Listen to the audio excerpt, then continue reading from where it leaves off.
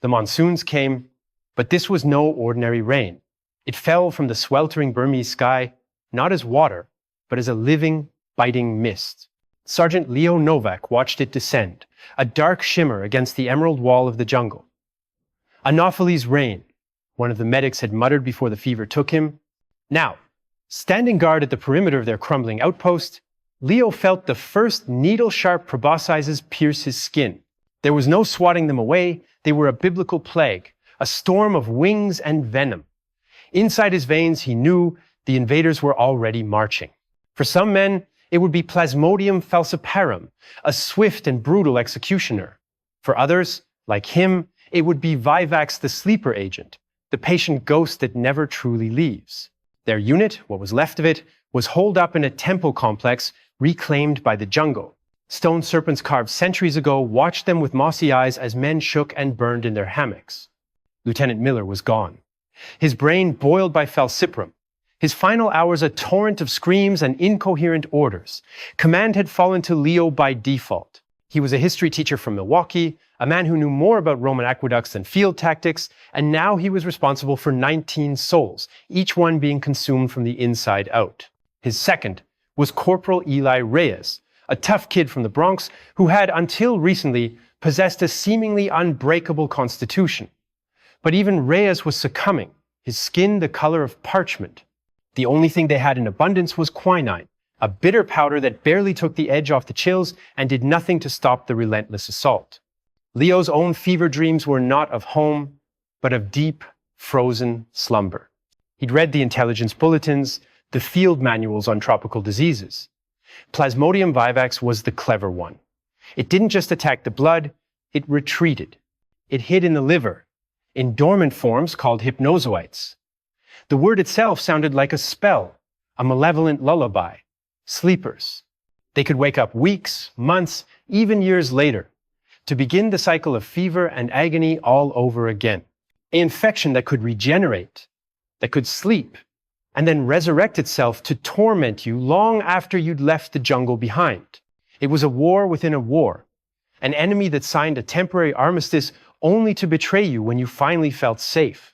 One evening, as the mosquito rain drummed its infernal rhythm on the tarps, Reyes pointed a trembling finger towards the ancient temple walls. They knew, Sarge. They bloody well knew. Leo looked. Faded murals, barely visible under the grime, depicted figures writhing in what could only be interpreted as febrile convulsions, while others lay still as if in a deep, enchanted sleep. A crude carving showed a swarm of dots descending from a stylized sundae. It wasn't a record of battle, it was a medical log, 1,000 years old. This land had always been a host to this silent, patient war. Their modern conflict was just a temporary, bloody interlude. The real enemy was older than empires, and it had just been waiting for fresh recruits. Leo made a decision then, his mind cutting through the fever fog. They couldn't stay. The outpost wasn't a sanctuary. It was a feeding ground. They had to move west, towards the supposed safety of the Allied lines. Or they would all end up like Miller, or worse, become permanent carriers of the sleeping sickness. The march was a procession of the damned. They left the relative shelter of the temple at first light, a line of gaunt, shivering men wading through the soupy air. The jungle path was a tunnel of suffering, the constant drone of insects, a soundtrack to their delirium. Leo's world had shrunk to the burning soles of his feet and the icy tremor in his bones. One moment he was drenched in sweat, his uniform clinging to him like a wet shroud. The next, a cold so profound seized him that his teeth chattered uncontrollably. He watched Private Jenkins, a boy of no more than 19, simply sit down on a fallen log and refuse to move further, his eyes glassy, with a fever that saw nothing of this world. They had to half carry, half drag him, his weight a terrible anchor on their collective resolve. The quinine was running low, and each dose felt like pouring a thimble of water on a forest fire. Leo's own Vivax parasite was a cunning torturer, granting him a few hours of lucid weakness before plunging him back into the fire or the ice. It was during these lucid moments that the true horror settled in. This wasn't an enemy you could shoot.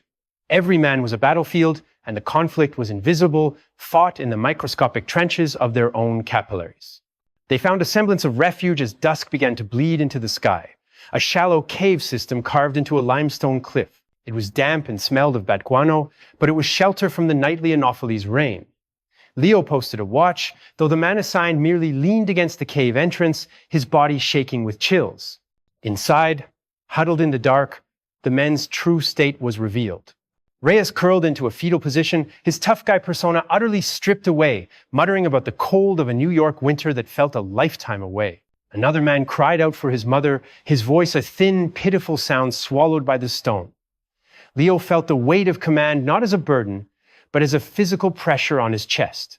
He was their history teacher, a man who spoke of dead civilizations now leading a dying one.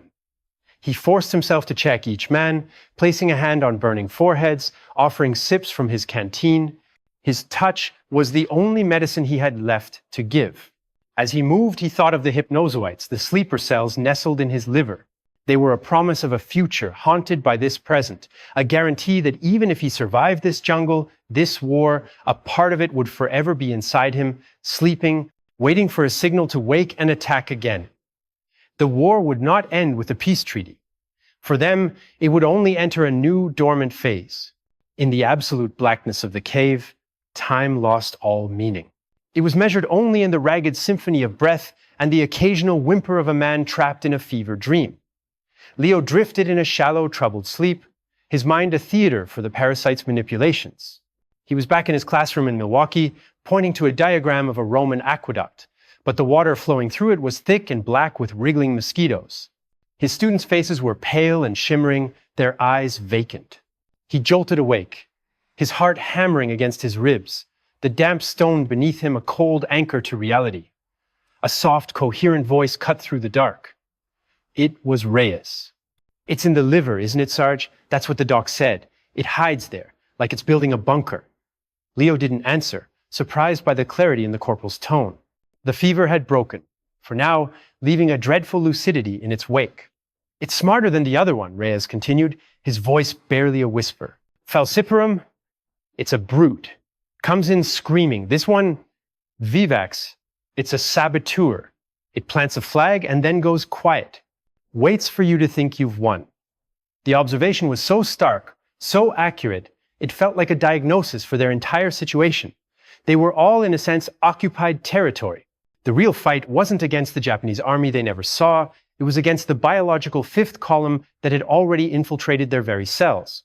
Dawn brought no relief, only a gray light that revealed the cave's full misery. Jenkins was dead. He had slipped away in the night without a sound, his young body finally surrendering to the siege. They buried him in a shallow grave just beyond the cave mouth, the jungle soil resisting their feeble efforts. Leo said a few words, the Lord's Prayer, his voice hoarse and alien to his own ears. The act felt futile, a ritual from a sane world that had no power here. As they turned to leave, a low rustling came from the dense foliage. Every man froze, hands fumbling for rifles. But it was not the enemy they expected. A figure emerged, skeletal and clad in rags, his eyes wide with a mixture of fear and a desperate hope. He was a British soldier, a remnant from the retreat through Burma months earlier. He introduced himself as Private Evans of the Queen's Own. He had been living in the jungle, hiding, surviving. He was, like them, sick. His body was a roadmap of old fever cycles. He looked at their haggard faces and nodded, a grim understanding passing between them. "The sleeping sickness," Evans said, his accent cutting through the humid air. "It never leaves you. I had a mate, made it all the way back to Calcutta. He was in a pub, having a pint, thought he was free and clear. Then the sheiks took him, just dropped right there. The war was over for him, but his own blood betrayed him. His story was a confirmation of their deepest fear. There was no true escape. The battlefield was portable. The British soldier, Evans, moved with the weary grace of a jungle ghost, his knowledge of the terrain their only shred of hope. He led them away from the cave, onto a path so faint it was more a feeling than a visible track. As they walked, he spoke in a low, continuous murmur, a monologue born of months of solitary survival. He told them of a native remedy, a story passed down from a Karen tribesman he'd met before his unit was wiped out. A specific white flower that bloomed only near certain streams, its roots boiled into a bitter tea that could, the story went, persuade the sleepers to leave their beds. It was a folk tale, a desperate fantasy, but it took root in Leo's fever-weakened mind with the force of divine revelation. It was an objective, a mission beyond mere survival, and he clung to it. Reyes shot him a look, his eyes saying what his mouth wouldn't.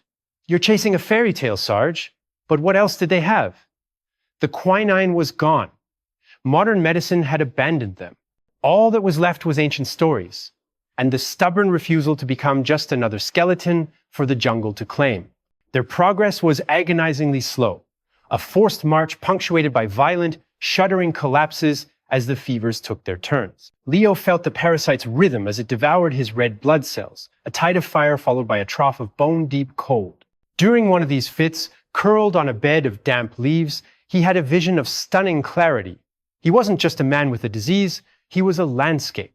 His body was the Burma jungle, and the Vivax was the invading army that had not only taken the field, but had dug in, establishing hidden bases, the Hypnozoites, from which it could launch endless guerrilla campaigns. The war would not be over when the shooting stopped. For him, for Reyes, for all of them, it would become a permanent Cold War, fought within the borders of their own flesh. This was the enemy's true victory. It wasn't just killing them, it was colonizing them. The chilling thought gave him a strange, grim strength.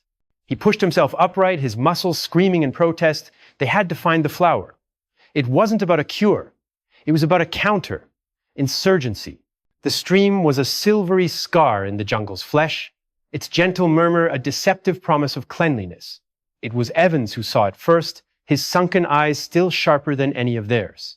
He pointed a trembling, skeletal finger towards the bank. There, nestled in a tangle of roots, were a handful of small, waxy flowers, their petals a stark, almost luminous white against the overwhelming green. A profound, superstitious silence fell over the men. They had found the myth. Leo felt a surge of something he hadn't felt in weeks, not hope, but a fierce, focused purpose. They gathered the flowers carefully, along with the gnarled roots beneath them, their movements reverent, as if handling religious relics. That evening, they built a small, contained fire, its smoke a desperate prayer against the descending mosquito rain. Evans, with the air of a high priest performing a sacred rite, boiled the roots in a dented canteen cup. The brew that resulted was a foul, muddy liquid stinking of earth and bitterness. They drank it in turns, each man grimacing as the concoction seared their throats. It was an act of pure faith, a surrender to an older world than the one that had sent them here with rifles and textbooks. That night, Leo's fever dream was different. It was not of classrooms or Roman waterworks, but of the jungle itself.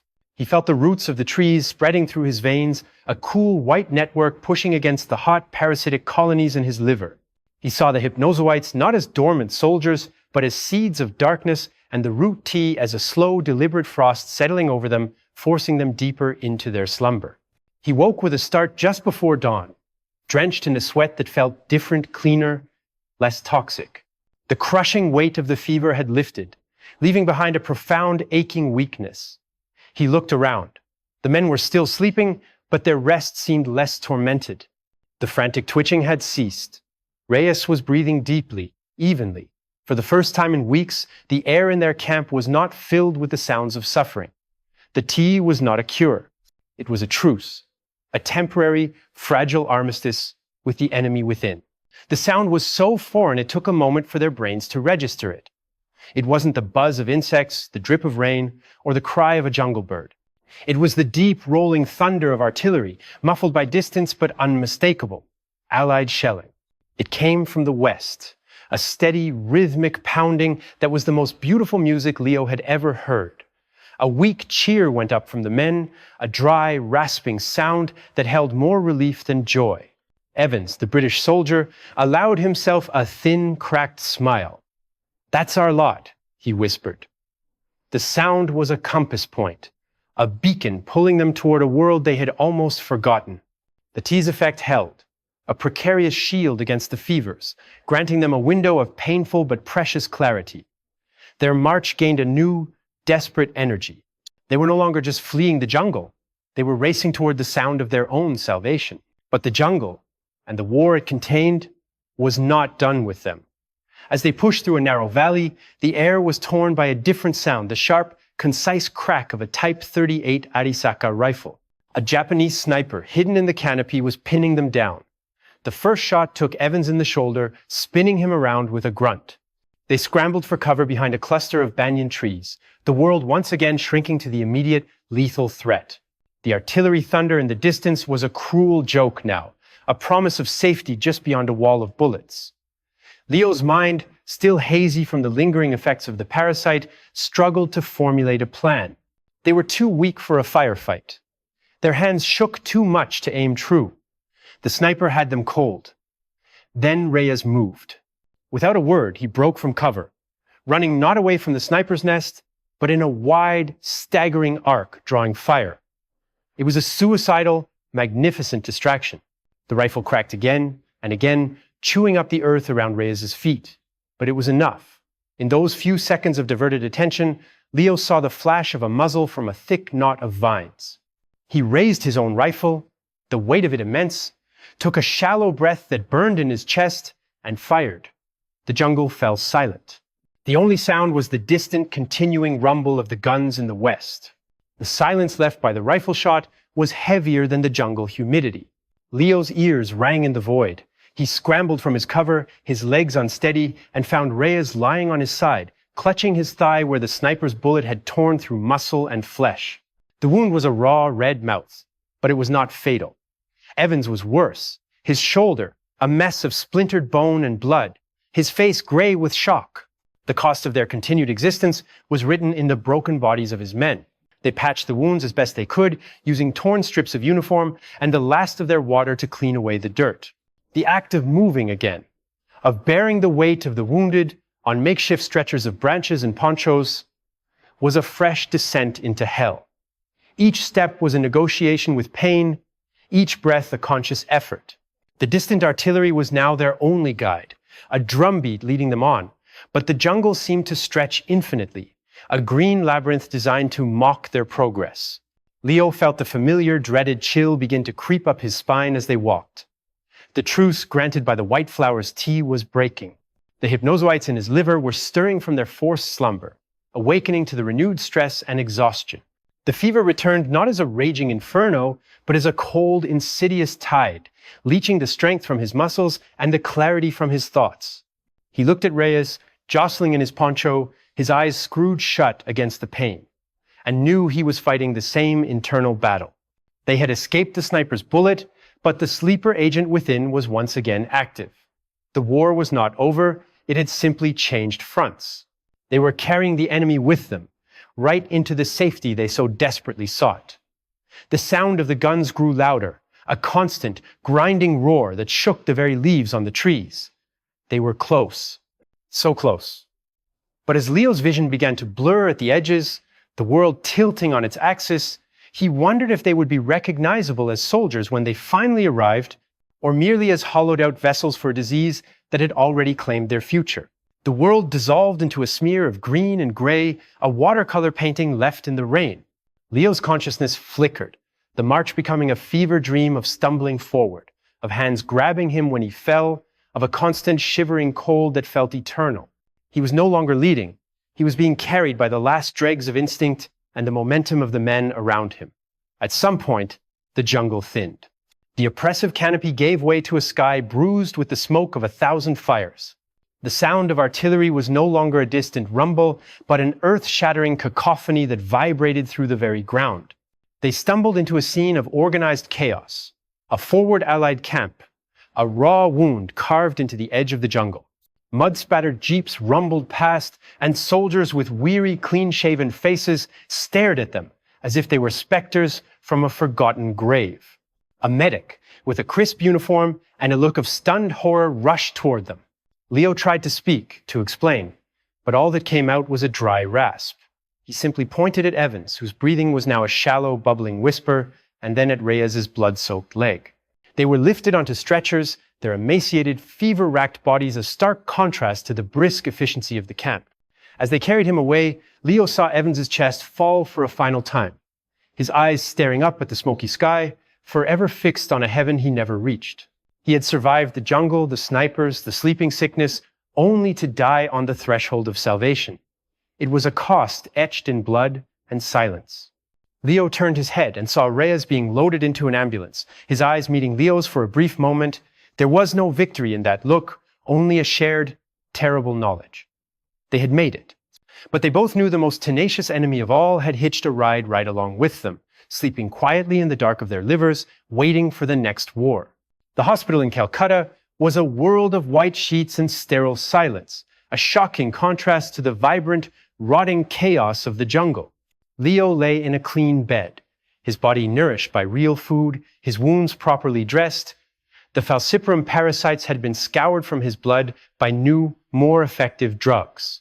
He was declared cured, but he and Reyes, in the adjacent bed, knew the truth.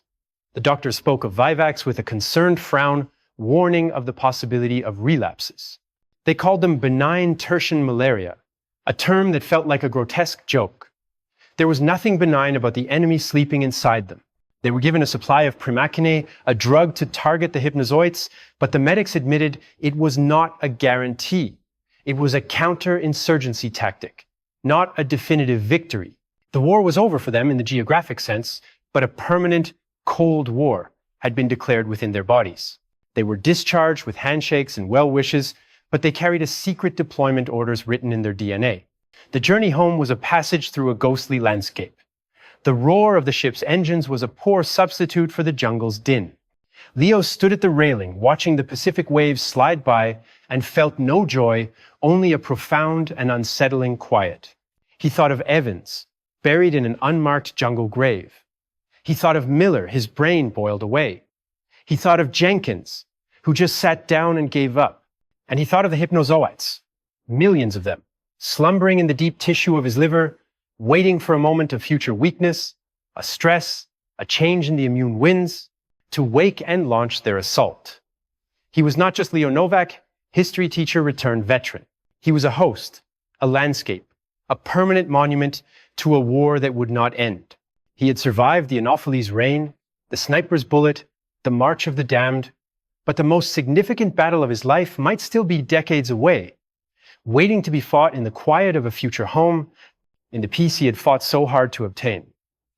The true lesson of the war was not about victory, but about learning to live with the enemy you can never truly evict. If this story of an invisible war and the resilience of the human spirit resonated with you, please honor the memory of all those who fought battles seen and unseen by liking this video, sharing it with someone who needs to hear it, and subscribing for more journeys into the forgotten corners of history. We would be grateful to hear your thoughts in the comments below.